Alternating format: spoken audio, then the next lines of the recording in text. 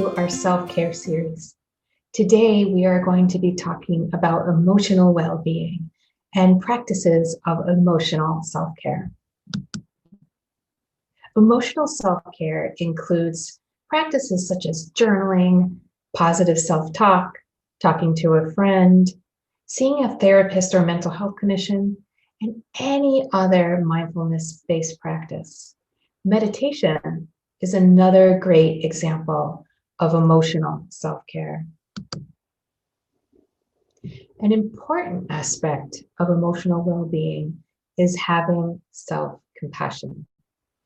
And self-compassion, according to Dr. Kristen Neff, is comprised of three key elements: self-kindness, common humanity, and mindfulness. Self-kindness is having grace for ourselves, especially in challenging times. It entails being warm and understanding towards ourselves when we suffer, fail, or feel inadequate, rather than ignoring our suffering or falling into self-criticism. Common humanity recognizes that challenges, setbacks, and feelings of inadequacy are all part of our shared experience. Acknowledging our humanity fosters connection. When we are mindful, we focus on the present moment, observing thoughts and feelings as they are, without judgment. Self-compassion is authentic and it's vulnerable. Now let's discuss each of these items a little bit further. Self-compassion first involves self-kindness. And this entails, as I said, being warm and understanding towards ourselves when we suffer, when we fail, and when we feel inadequate. Having that kindness instead of ignoring our pain or punishing ourselves with negative self-thoughts and with self-criticism. People are imperfect. Failing and experiencing life's difficulties is inevitable. There will always be setbacks or ways we feel like we're falling short. Self-compassionate people are gentle with themselves when they face painful experiences. Self-compassionate people do not get angry when life falls short of the ideals that they set for themselves. Ultimately, we don't always get what we want. However, we suffer when we fight against this. Suffering comes in the form of stress, frustration, self-criticism. When this reality is accepted with sympathy and with kindness, we have greater emotional equanimity and emotional well-being. The second element, again, is common humanity. And self-compassion involves recognizing that suffering and personal inadequacy is part of our shared human experience, something that we all go through, rather than being something that happens to me alone.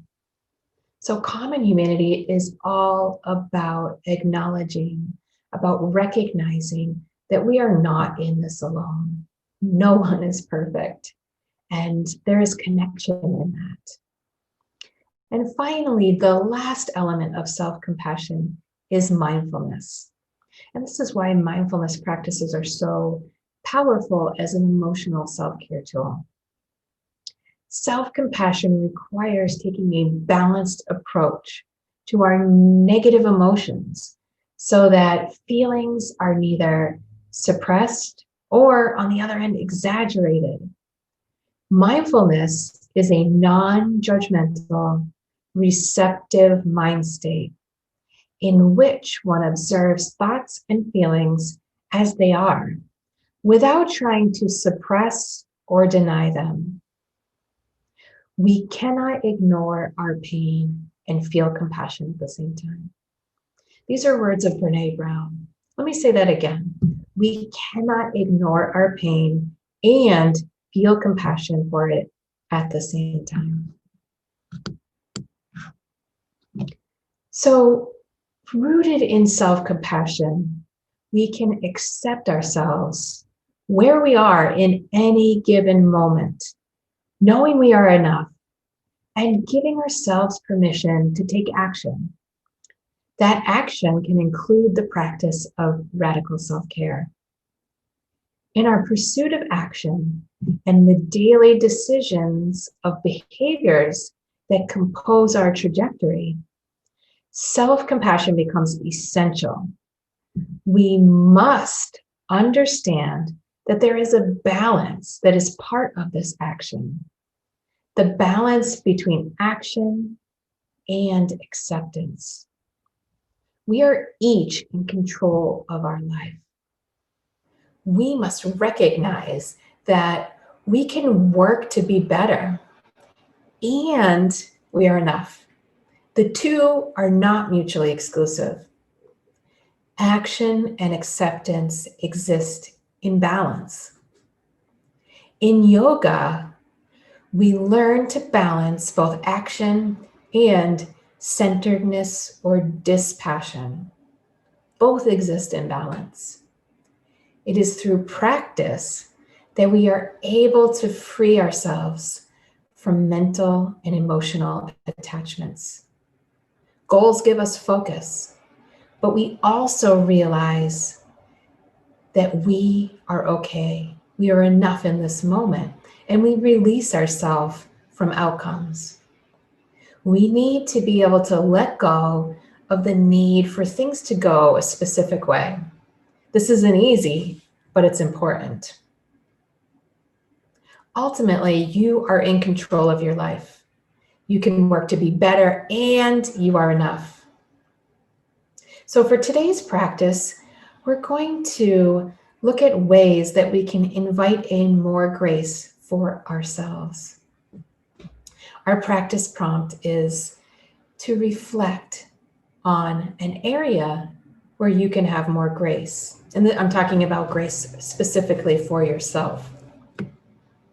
So after taking some time to reflect on where you can be more self-compassionate and where you can hold more grace for yourself, I want you to write down one positive affirmation about yourself.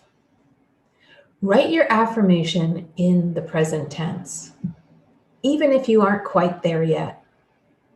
Affirmations are a powerful tool. When we focus our attention, that is where we go. So where we put that focus shapes our direction. As an example, you might write, I am enough. Throughout the day today, come back to your affirmation. Repeat it to yourself multiple times throughout the day. You can do this either silently or out loud, whatever works best for you. You may wish to post your affirmation somewhere where you can see it, on your desk, computer, or maybe on a mirror at home. Continue to repeat your affirmation and see the power of positive affirmations. They work. We attract what we pay attention to. Try it out for yourself.